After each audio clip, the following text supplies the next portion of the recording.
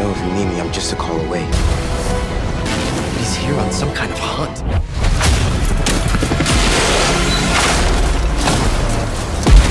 Now, you guys seem to really like videos about Venom. Shout out to y'all for 10K views on that last one I did on him, by the way. In that video and others, I make mention of moments from the story trailer we got at San Diego Comic-Con that point to the possibility of Venom being playable in Marvel Spider-Man 2. Well, now we've had some more hints and teases since then that could suffice as possible concrete evidence that he is playable in the game. We've got a couple of good interviews and social media interactions to go over, so buckle up. Be sure to hit the like button if you would love for Venom to be playable in Marvel Spider-Man 2, and let's jump right in. First up, we got the PlayStation blog post that went live after the story trailer released online.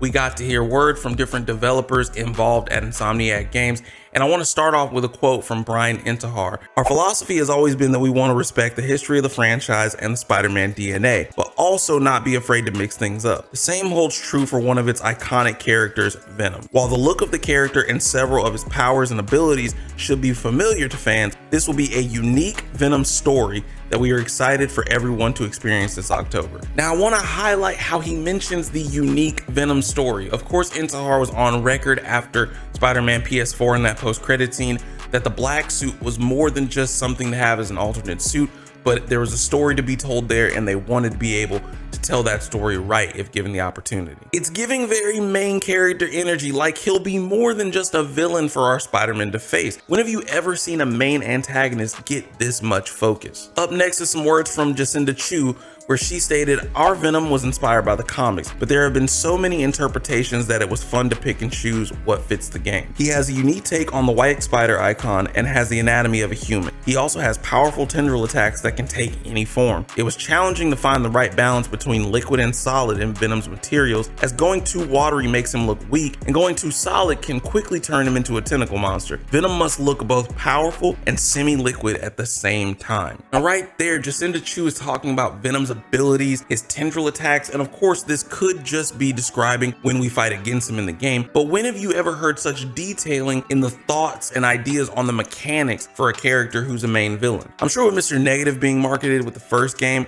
we got explanation of his powers as a character, but not any type of deep dive into all the detailing that they did with it. Same with the Tinker back in the Miles Morales game. It doesn't stop there. We also got an interview from IGN with Todd McFarlane, the creator of Venom, at San Diego Comic-Con. He got questions about his thoughts on Venom's design in the game, to which he actually gave Insomniac his seal of approval, mentioning he was a big fan of how they were portraying how monstrous Venom was, loving the tongue, the teeth, and everything. So shout out to the Insomniac developers. You have every reason to feel good about that, because if the guy who created Venom loves the design, then I think most of us can agree that it's definitely a hit. Now let's check out this snippet from the interview that perked up quite a few people's ears, where Todd gave his final thoughts after seeing Venom in the trailer. It has the Todd McFarlane seal of approval? Oh yeah, no, that's cool. I'd play that, right? I'd play that. Yeah. I'm going, shoot, I don't want that little skinny Peter Parker dude. I'm going for the big dude over there. Like anybody can throw around tanks. Done.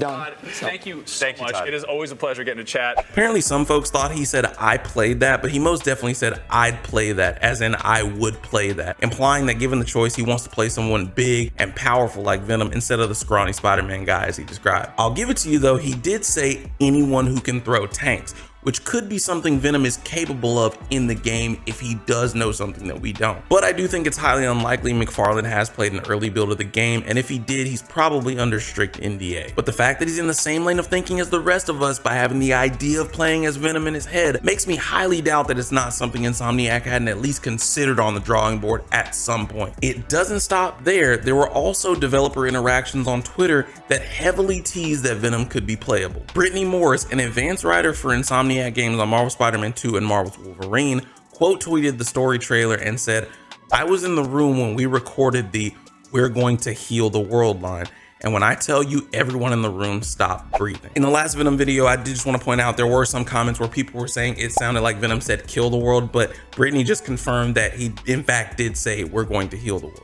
But after that, she got a reply from Kimo Noda saying, "Oh, I bet, but my heart would pound out of my chest with hype if Venom was playable." To which she responded, "October 20th, we'll find out." And Kimo Noda came back with, "Oh my, we didn't expect a response, but I pray Venom is playable.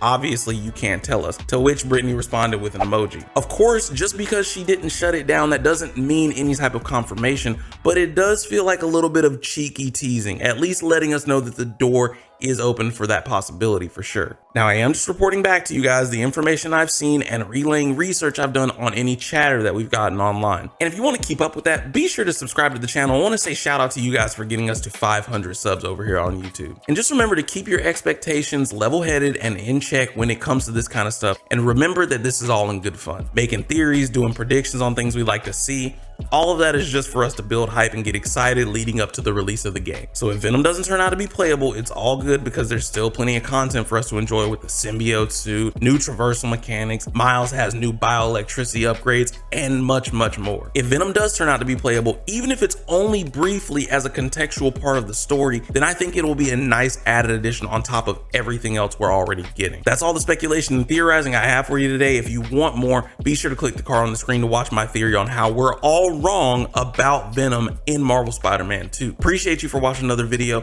Let me know any thoughts you have in the comments down below, and be sure to subscribe and turn on notifications for more Marvel Spider-Man 2 related news.